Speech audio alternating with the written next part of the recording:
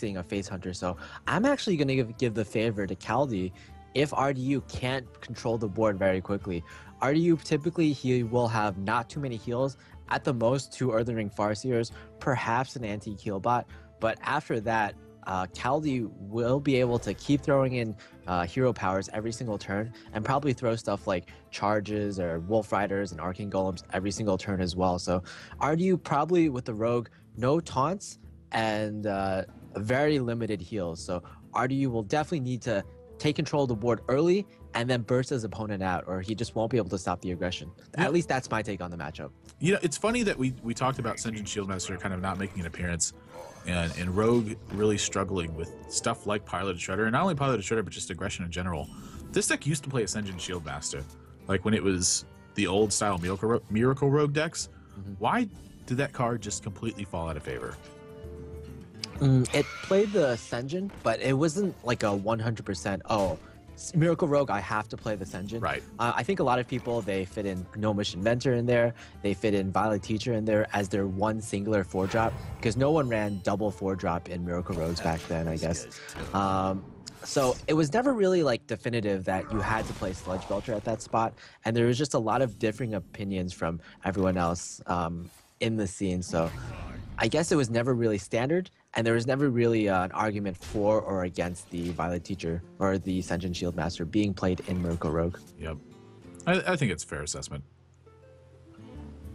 Wow, this is a really interesting... You know, last turn, RDU had a chance to use SI7 Agent on this Haunted Creeper and then Preparation of Fan of Knives, and he chose not to do it.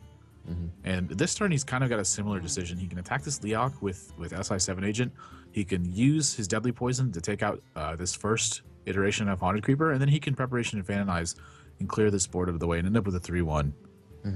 Yeah, there's actually multiple ways to clear this board. An alternative would be to clear off the Haunted Creeper with your SI and then Prep Fan and Eviscerate. But this is fine. I think probably better, actually. Oh, wait. He does neither of our plays. Well, so, this is kind of the same thing. I mean, he ends up with a 3-1 body, and he's fanning. It's just, you know, where he allocates his attacks are basically the same thing. Yeah, this play is slightly better because it doesn't float 1 mana compared to the play I was suggesting. And it also develops a deadly poisoned weapon on the board so that you can Blade Flurry it in the next turn if you choose to. Yeah. I think with Piloted Shredder in his hand too, it's important to have not only the 3-1 body, but if this 3-1 body ends up dying, a way to actually contest a minion that happens. So say it's something almost exactly like this, like Knife Juggler and a minion, and say the minion actually hitting this one. So he's gonna have to Glaive Zuka instead, and it goes like this. But I actually think this is gonna be a spot where RDU is gonna choose to save his dagger as well. Like taking 4 damage in this spot is probably not best. Especially not when you draw a second backstab.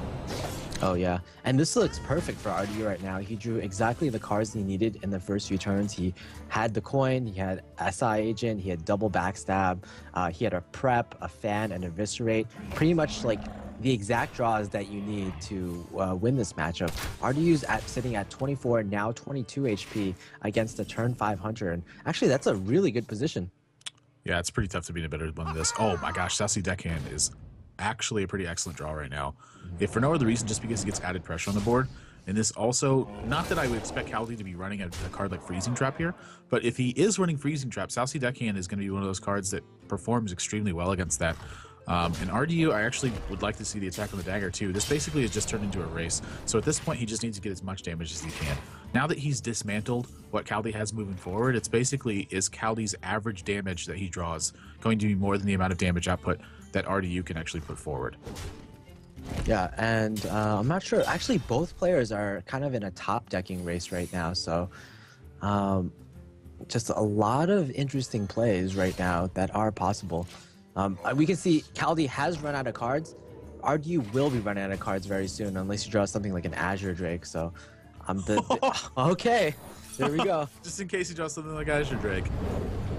Explosive Trap going to get set off here. And curious what minion he gets off the Piloted Shredder. Gets an Nerubian Egg. That's actually pretty good when he's got that backstab. He can just backstab his own Nerubian Egg here, which I would really like to see him do. And just get a second 4/4 body on the board.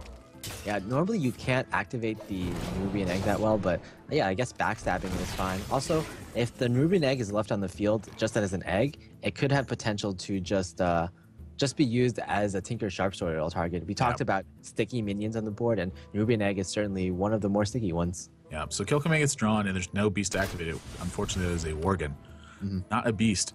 So if Kaldi wants to live another turn here, he's going to have to Kill Command and run his Worgen into one of these minions, which I imagine would be Azure Drake. And then after that, it is looking pretty grim. He's not going to have time to get the full charges out of this bow. It's just, he's got a lot of damage, but he doesn't have time to utilize it. Eviscerate is lethal. Nope, Fan is not. And we're going to see what he draws from this Fan. Oh, Sharp Sword, though. That's it. Wow. Big draws from RDU. A great start. And an even better follow-up. So he's going to take his first game here. And we actually didn't touch on this for those of you who did not get to tune in yesterday, or those of you who forgot. This is actually Conquest format. And with Conquest format, players do not have to just win a best-of-5 with one deck running over their opponents. They actually have to win 3 games with 3 different decks. So RDU, for instance, he has brought Rogue, he's brought Mage, and he's brought Hunter. He actually has to win a game with every single one of these. When you win a game with a deck, that deck becomes locked. When a losing player loses a game with a deck isn't locked, and he can choose any of his unlocked decks moving into the next game. Yeah, so now RDU will have a choice between his Mage and his Hunter in the next matchup, where Kaldi is free to choose any of his 3 decks. So now it begins kind of a mind game. Which deck do you choose against the field of your opponent? And as we analyzed yesterday, Alchemist, Admirable, you suggested that you pick a deck that's really strong against the rest of the field right now. Can you explain why that's so? I'm sorry, say that one more time? You suggested yesterday that in this position, you want to pick a deck that's strong against your opponent's rest of the field. Oh, right. Okay. So, yeah, this is a spot where this is one of the reasons I like Conquest so much, is because typically it benefited the player who won so much more in Last Hero Standing than it does in something like Conquest. Like RDU's up a game right now. That's his advantage in this matchup. But now Kaldi can choose any of these 3 decks that he has to go against either the Mage or the Hunter of RDU. So if he picks one of his decks that has a good matchup versus his 2 remaining decks, he gets a favorable matchup. And that's sort of the idea behind this, is that there's a comeback mechanism involved, and it doesn't just require you winning the game. It actually comes from a standpoint of you being able to evaluate your opponent's lineup correctly and choose the right deck. Additionally to that, this is where the kind of the unexplored part of Conquest is the best way to build lineups when you consider that aspect and what that means moving forward. Now, it's going to be a Mage versus Mage, but not a typical Mech Mage versus Mech Mage, I think, because we actually did see a counterspell in Kaldi's hand. Whether this is a Mech Mage with just one counterspell added in, or it's a completely different kind of Mage, we'll have to see. Yeah, Counterspell is really interesting, though, because we haven't seen it in any Mage decks lately, so it might be just a card that throws your opponent off. These days, when your opponent's Mech Mage throws down a Flame Strike, so... Yeah, I think this is, when I see Flame Strike and I've seen Counterspell, I think this is going to be a nod to more of a tempo-oriented Mage deck. It's looking to get really big swing turns out of what's happening. And that's not to say that he isn't a Mech Mage. He does draw Pilot Shredder, but so far a couple of his cards have been unconventional, like you said, when you compare them to something like Mech Mage. He has a Counterspell, he has a Flame Strike. Maybe this isn't just a cut and dry list that we're thinking about. In RDU, he's got a good start with some aggression here, and Sludge Belcher pretty much, this is like the alarm bells are going off now for the spectator point. This is going to be a deck that I imagine has something like Duplicates in it, and is really looking to just get a lot of value through the mid stages of the game, and use that value and use all the value that it's gotten to leverage basically trading with your opponents and kind of grinding them out of the game, while at the same time being able to have some kind of draws that can put a lot of pressure on your opponent and kind of blow them out. Yeah, I've actually, I believe I've actually seen this list somewhere before. It's a list that has done really well on the EU ladder, getting both number 3 and number 4 EU legend at the same time, and it's just more of like a value Mage. Just a lot of good minions on the in the deck, and yes, some duplicates, and I believe it even runs 1 Kirin Tor Mage. Yeah, Kirin Tor Mage, it wouldn't surprise me to see that in here. It's just when you get Kirin Tor and you have a secret, it's such a huge tempo swing in your favor. So Mirror Entity going to get cracked here, and we did see that the other secret was Duplicate that he had underneath. So if this Snow Trigger bites the dust, he's going to have 2 copies of that. Coin, I think, is going to be a really great play. He's going to test for a Counterspell, which is one of the other secrets that you do need to test for in this type of quote-unquote value Mage. If it's not Counterspell, it's still all right because you get to fit a ping in. and you get to give your opponent 2 snow chuggers, which isn't the best thing to give them, but it's certainly not the worst. Yeah, so there's a Cairn, which is like really crazy to me that Cairn is being played in here over something like Piloted Sky Golem. Is that just truly a nod to how much value you want out of things? Like, Piloted Sky Golem provides more damage, but it doesn't provide, on average, quite as much health. Yeah, it might just be a nod to how sticky the Cairn is over the Piloted Sky Golem. And I guess you want sticky minions on the field to get repetitive damage in. Also, it's not very much of an aggressive deck, this mage is, so I guess Cairn kind of makes sense here. Yeah, so RDU choosing not to trade with this Fairy Dragon. So if Kaldi wants to, he can kill off this Blast Mage, but it does kind of put a little bit of crimp on his mana. So curious to see how he's going to do this moving forward. I actually wouldn't mind to see a Sludge Belcher this turn and just see the Fairy Dragon trade straight up for the Snow Chugger. Yeah, but a lot of options available, though. If you do that play, you're going to have to plan your next few turns as well, because if you play the Sludge Belcher, the 5/4 Goblin Blast Mage is probably going to trade into it, and then you're going to need to plan 1 ping on your next turn. So if you ping on your next turn when you have 6 mana, what are you going to do with the remaining mana? Well, and you do have options there. You have 2 Snow Chuggers, you have the Frostbolt, so I think that is a valid play. The thing he's concerned with when he does something like that, though, is he's got to think about how Fireball changes things, or maybe a couple of weird spare parts that can mix things up, or even how he has to proceed if he's fighting down something like a mirror entity that turns afterwards and kind of going forward. That's the other thing I really like about playing the Sludge Belcher now, is it's going to get in under mirror entity, so you don't have to worry about it too much going forward, and you have the Snow Chuggers to proc it afterwards. He's just going to favor a board clear, though, so responses are going to be Kaldi's choice for this game moving forward. I expect that style to be pretty consistent, where he will want to just be the responding player before he gets a lot of aggression. So this Cairn is going to help him respond basically on his terms by just providing a body that's very difficult for RDU to kill, but he picks up a second Fireball in a row, and with an Archmage Antonidas, 2 spare parts, and 2 Fireballs, this game feels like it's all but one at this point. Yeah, I don't believe this deck runs any healing, maybe like 1 anti-heal bot, but besides that, you can see RDU just goes for face right now, and he's setting up lethal very well. He's like, yeah, here you go. Take 7, take 5 more. Go. Let's see what you can do. We also saw a look of extreme confusion from RDU when the Cairn come down. He's like, why are you playing this card? Why not Piloted Sky Golem, as you mentioned before? I think he's really surprised by this list so far. And just, like, you saw when the duplicate got triggered, he kind of did like okay, duplicate. And so what I'm guessing is that he's relatively unfamiliar with a list like this, and that all his practice has been directed at matchups that he really expects to face, as opposed to, like, a broad range of matchups that are available out there. I would just anticipate my opponents playing the best decks. And at times, that's where RDU's lineup is aimed to. Like we saw, he didn't bring Druid. It's because he expects people to bring Druid and expects people to target Druid. So when you have someone like Kaldi going against this, it's just a matter of, was him changing up his game plan worth it? Yeah, I'm not really sure, but as I said before, this deck seems to have gotten rank 3 and 4 Legend on EU. So Kaldi might have the confidence just from those results to play this deck.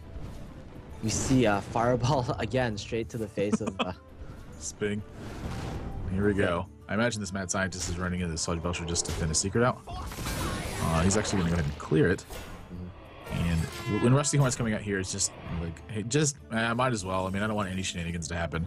Finicky Cloak Field with Archmage is going to be more than enough next turn to seal this up, and I actually see that Kaldi doesn't have a way to heal, so this is going to be game 2, going over to RDU now, taking a quick 2-0 lead, and going to have 3 games with Hunter to finish this match.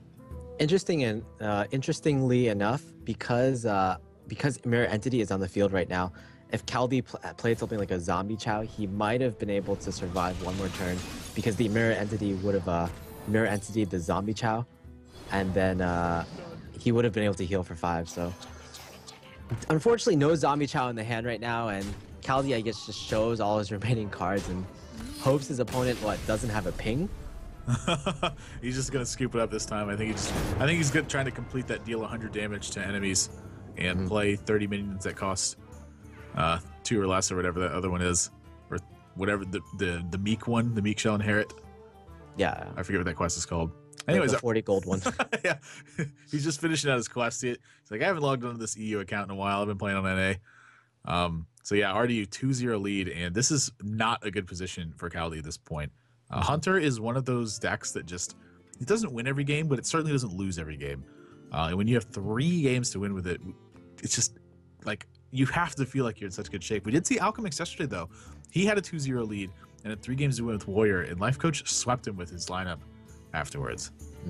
Yeah, but again, RDU does have the Hunter left, and yesterday Alchemist, he lost 0-3 with the Warrior, but Warrior is a deck that you can conceivably think that you can lose 0-3 with.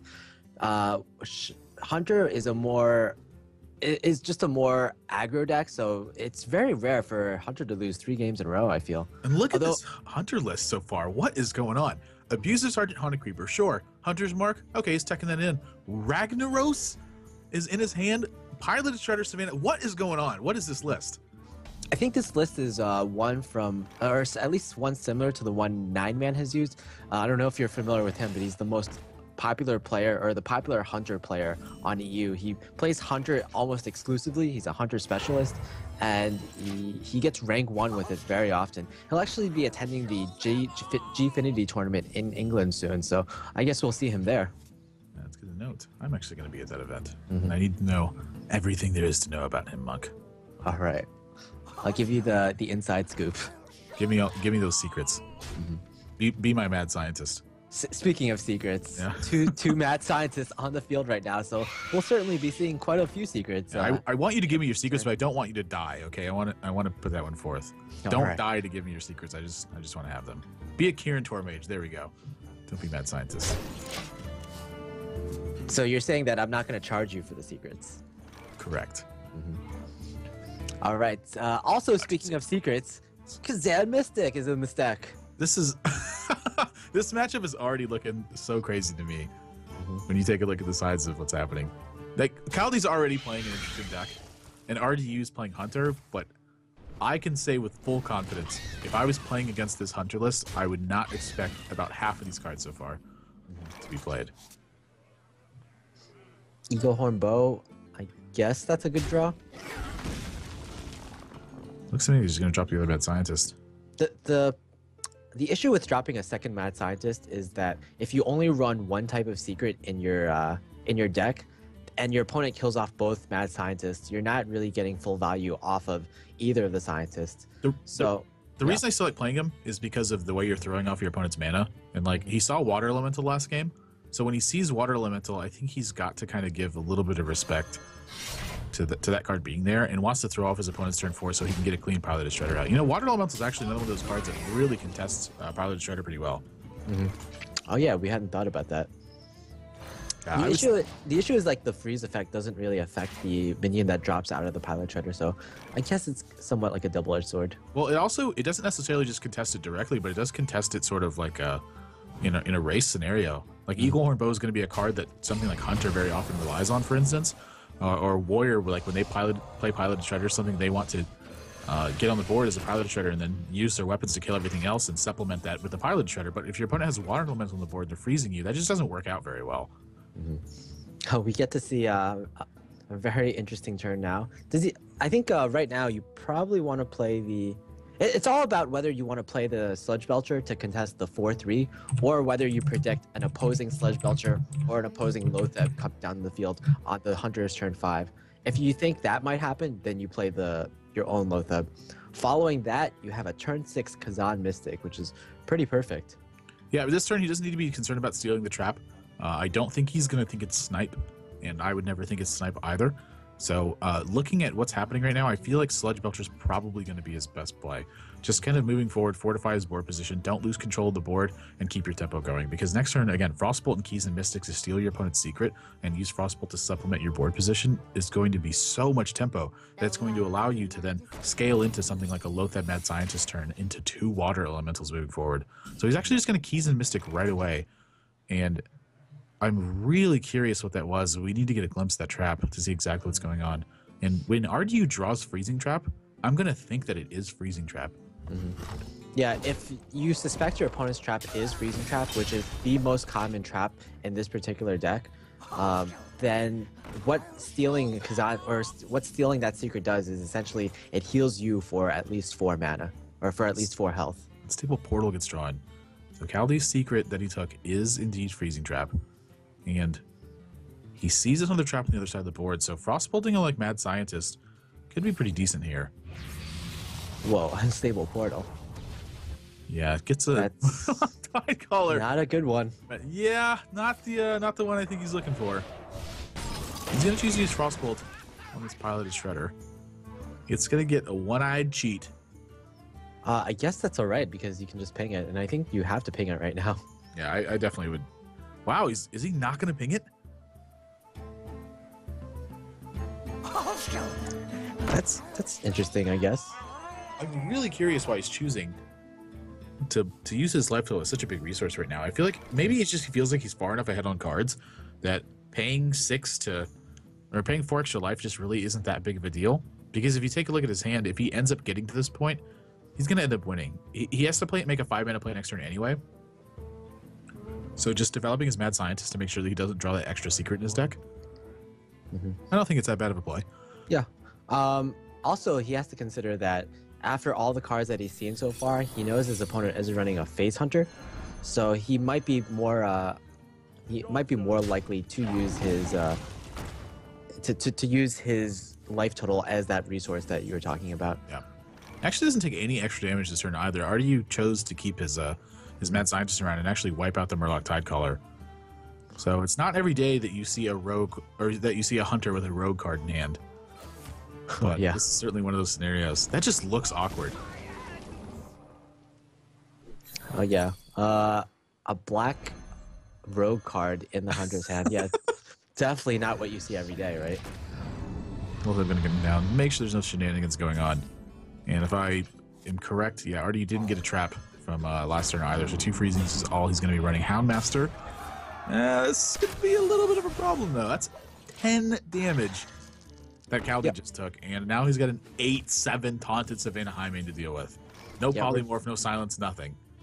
Yeah, we're really going to need to see that polymorph right now from Kaldi's deck, and he probably runs it right after all these like value cards. Polymorph is another one of those. It's not exactly value, but if you're running this sort of deck, the value mage with the water elementals and the sludge belchers, you have to think that polymorph is probably going to be an include there, right? I would assume so. Maybe as a one of though. Like running 2 polymorphs is a bit heavy. Wow, okay, there we go.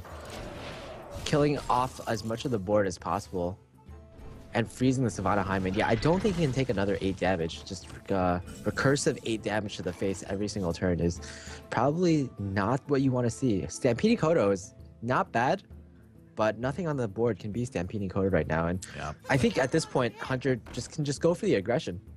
Yeah, I like Unleash the Hounds here and just put pressure to the face. Again, you have an 8/4 taunt to sit behind. Might as well just load the board up and go for it. I think this is one of the strengths of Hunter in that even though you're playing more of a mid-range style, you always have the potential to go for face. You can always turn it on whenever you determine it's necessary or when it's correct. It's kind of similar to Druid in that respect. Druid is another mid-range deck, but it always has the Force of Nature combo to just go for face when you can turn the gears around. Sorcerer's Apprentice gets picked up, and this is actually sort of an interesting draw now because Sorcerer's Apprentice, Mirror Entity, and Sludge Belcher all become available this turn. The problem with this, again, is that he's facing down the Savannah Highmane and doesn't really have an efficient answer to it. Yeah, does he actually attack into it this turn? That's going to give him more hounds or more. Yeah, I think I would have liked to see an attack and not a ping. Someday I'll be just like you. Yeah, now just Kaldi's just a few kill commands away from dying, or maybe even a Glaive Zuka. Yeah, where this goes is actually pretty important. I don't think he wants to buff his Knife Juggler at this point. Yeah, this is a pretty clean buff. Right now he can sacrifice both his hounds in, even play the Stampeding Kodo and go for face. That's a lot of damage. Yeah, there's no heals from Kaldi that we've seen, so I think this might just be game over. Yep, down to 2, and Kaldi's going to need something big to get out of this. I don't even know, like, what would be beneficial here. Already, you saw he thought about attacking the Sorcerer's Apprentice, but putting your opponent at 2, I think, is just, it's worth so much right now. And Kaldi has no way to defend itself, actually. He can't even, like, kill his own Pilot Shredder and get, like, a taunt or anything weird like that. So that's going to end up being it. RDU's going to sweep the series 3 games to 0. Kaldi going to fall short. Unfortunately, this Mage deck just not really performing up to par. I think these are really the matchups he was not looking for. I feel like these players, like, this is the one step ahead that RDU went, where Kaldi was aiming at these Druid decks and these Mech Mage decks. The Mech Mage deck just didn't go in his favor, and RDU actually just doesn't even have a Druid in his lineup. So I feel like the way that he built his lineup just ended up dodging everything Kaldi was trying to do, and I think that's where you saw a big edge. Yeah, RDU thinking that one step ahead, and it definitely paid off for him. Kaldi, he gave a smile there at the end of the games, but he knew he had lost it. Unfortunately, Kaldi, this isn't Kaldi's tournament to win, but RDU is certainly very happy as he hasn't been doing that well lately, and it's certainly nice to get one win on the board right now. Yeah, I think he definitely did a good job, but it's just, tough to be what it is. And RDU, I mean, talk about a guy who's 2014 had a fantastic year, but like you said, lately he's just been struggling a little bit, and so it's got to be a sigh of relief to get a win on the board. I'm in a Skype chat with RDU, and he mentioned that during that tournament where he shield slammed for 0, right after that happened, he put in the chat, he's like, I'm so tired, I can barely even look at the screen and keep my eyes open. I just want this match to be over. Sort of the way it's been. He's been putting a lot of practice at Hearthstone, and his results have not been reflecting that. But like you said, good to get a win on the board here. So before we go to a break, I just want to remind everyone out there this is a charity event. The benefit is for Child's Play. Child's Play is an organization that helps provide toys and games to children in hospitals who don't otherwise have access to them. If you'd like to learn more about Child's Play, you can visit childsplaycharity.org. And if you'd like to make your contribution to it, we have our goal. Monk set our goal today, a challenge to you guys to get to $2,000 by the end of this day. We have 8 rounds. We just saw our first one. We have 7 more coming up after this. So if you want to make a donation, you can do so via links in the chat or via links below the stream. When we come back, we're going to have our second match of the day, Strife Crow versus Nyria. Guys, don't go anywhere.